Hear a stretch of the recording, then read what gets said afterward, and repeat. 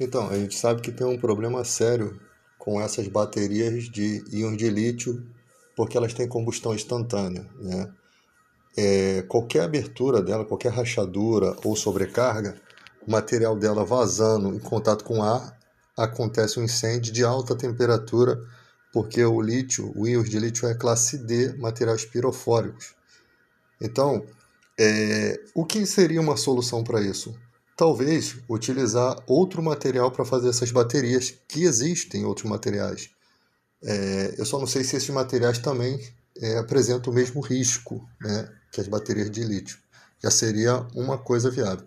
Outra coisa, essa bateria ela poderia ter um compartimento selado, ou seja, se houvesse um vazamento nela, ela teria um outro compartimento que poderia ter uma espuma anti-chama ou que poderia ter alguma tipo aquela espuma que a gente usa em obra, né, para poder preencher os espaços.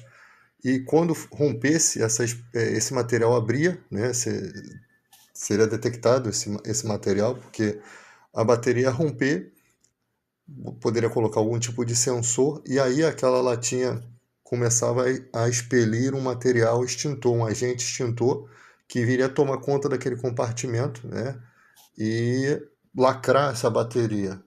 Poderia ser alguma coisa desse tipo. E aí o que aconteceria? Essa bateria ia ser identificada que ela está com problema, né, pelo veículo, e depois ia ser feita a retirada, né? Ou também ter um suporte externo para que fosse encaixado ali um extintor de classe D de íons de lítio, né, para que pudesse fazer o combate dentro dessa caixa ou tirasse essa caixa acoplada rapidamente para poder fazer essa troca fora, né? Porque quando, no caso aqui, uma moto pegou fogo, as outras que estão ao redor também estão em risco, né? Se estiver perto de posto de gasolina, perto de alguma coisa que possa causar outro incêndio por radiação, né? Irradiação, né? Irradiação do calor, da temperatura. Se não fizerem nada, se não afastarem esses outros veículos ou se não usarem alguma coisa para resfriar esses outros veículos, essa temperatura da classe D aí do íons, ela é tão alta que ela vai emanar sobre os outros veículos, né? E esses veículos como o carro elétrico, que a bateria é maior, né, eles são muito perigosos em instalação de GNV, né, instalação de gás GNV, porque as garagens dos edifícios têm instalação de gás e às vezes até o prédio todo, né? Então, os sprinklers que estão ali que vão detectar aquela temperatura, e você sabe que quando ele detecta essa temperatura, estoura ali um material, abre-se a água, né, que está pressurizada na rede, e vai ser lançada essa água sobre um veículo que é classe D. Já vimos o que acontece com o magnésio quando a água bate, e também com o lítio, né? A água bate ali e causa algumas explosões. Então, já vai ter um certo problema ali. O corpo de bombeiro tem não sei se eles todos têm, mas existe uma manta térmica que vem alguns bombeiros juntos, né? Não dá para fazer com um só, e cobrem esse veículo para poder diminuir essa temperatura, o que faria o isolamento dos outros, né? Dos outros veículos, dando tempo do pessoal tirar os outros veículos ao redor e deixar esse material queimar, porque não tem outra alternativa, né? Então, a gente tem que pensar essas formas e pensar nas prevenções que a gente tem que fazer em relação a esse material. Porque você tem posto de gasolina, você tem uma série de lugares que qualquer veículo desse aí que der problema, e o pior, vai causar uma grande situação. E o pior, essas baterias de motos elétricas, elas são muito furtadas, né? E fazendo com que os usuários fiquem transitando com essas baterias para um lugar e para o outro. E a gente já viu o que aconteceu no Japão, né? Um incêndio dentro de um elevador, quando uma pessoa um cara estava com uma bateria dessa na mão, ele bota a bateria no chão, ele bota a bateria do lado de fora e bota o pé para abrir o elevador. Quando ele vai colocar a bateria no chão, ele não chega a botar a bateria no chão do elevador, se perceberem o vídeo. Ela já começa a estourar na mão dele, né? Eu até falo assim, a gente tem que até ver que tipo de prevenção a gente pode fazer numa situação dessa. Ali eu acho que a única coisa que esse cara podia fazer, né, largar aquilo, se ele conseguisse, né, que o troço está queimando em alta temperatura, já deve ter pego na mão dele ali. Virar as costas para o canto do elevador, ou abaixar, ou ficar mais próximo do canto para poder fugir daquela alta temperatura, né? E essa pessoa até morreu depois de 3 meses acho que de parada cardíaca, devido possivelmente a esses ferimentos causados por essa bateria. Então, tipo assim, a bateria está estufada, sofreu uma sobrecarga, estufou, não chegou a estourar. Imagina você estar andando com isso no veículo. Lógico que o veículo vai começar a ratear, né? Porque uma bateria estufada ela não dá as condições necessárias para o veículo funcionar, para a motinha funcionar. Mas é arriscado até ela fazer essa explosão com a pessoa em movimento na moto, utilizando a moto. E isso é mais perigoso ainda, né? Então, você tem essas dificuldades para ter o agente extintor disponível, mesmo que fosse um extintor de lítio, de íons de lítio, deveria ter uma quantidade para apagar esse fogo, esse incêndio dessa moto, né, esse princípio de incêndio dessa moto. Eu acho que um só não daria conta, né?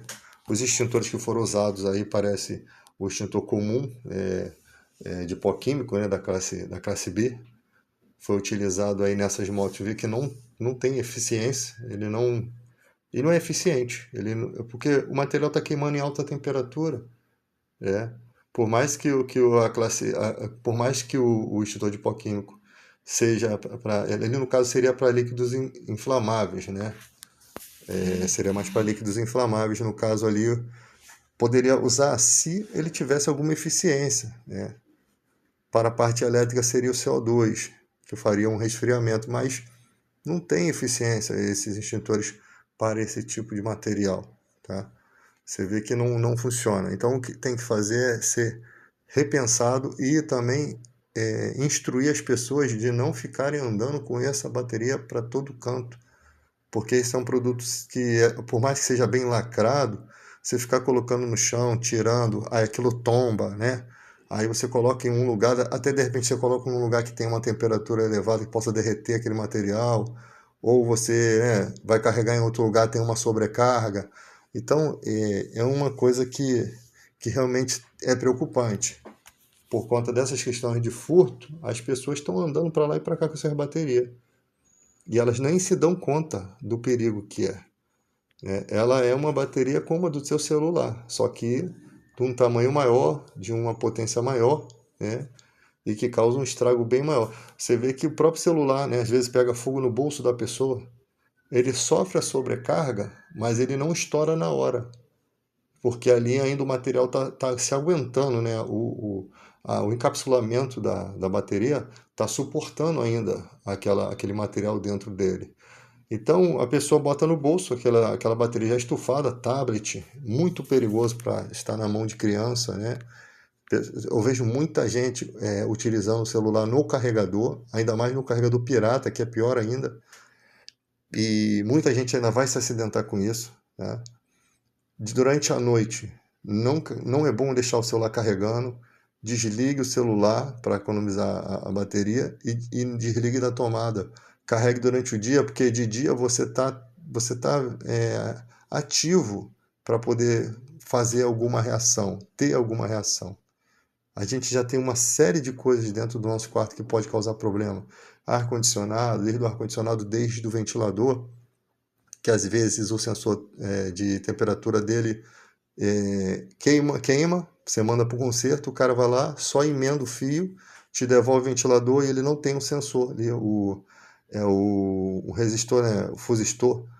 E aí o que é que acontece? Aquele sensor não estando ali, o ventilador travar por alguma sujeira, por falta de manutenção, falta de óleo, ele vai fazer o quê? Ele trava as pás dele, trava o motor e começa um superaquecimento. Por não ter esse sensor que ele atingindo uma certa temperatura, ele iria romper e desligar o, o motor, né? Ele não tendo esse sensor, ele vai ficar esquentando até o material pegar fogo. Eu tive um vizinho que a casa dele pegou fogo mesmo, perdeu tudo. por conta de um ventilador. Então, a gente tem que tomar um certo cuidado. O ventilador foi para manutenção, você dá na mão de qualquer pessoa, você não sabe se a pessoa fez o serviço corretamente. Aí você está lá dormindo, a sua casa está fumaçando e você está dentro de um quarto fechado, e ali você respirando aquela fumaça, você vai morrer.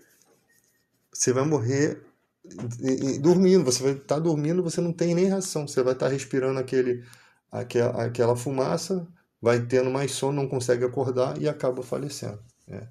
Então, são materiais muito preocupantes. A tecnologia, ela está trazendo muita preocupação, né? Você tem as panelas elétricas, você tem gente que ainda pega a panela de pressão e bota debaixo da água, você tem gente que não faz a manutenção da panela de pressão, você tem uma série de problemas, né? A gente tem que começar a trazer a cultura prevencionista para poder instruir. O próprio cara que vende o bujão de gás, né?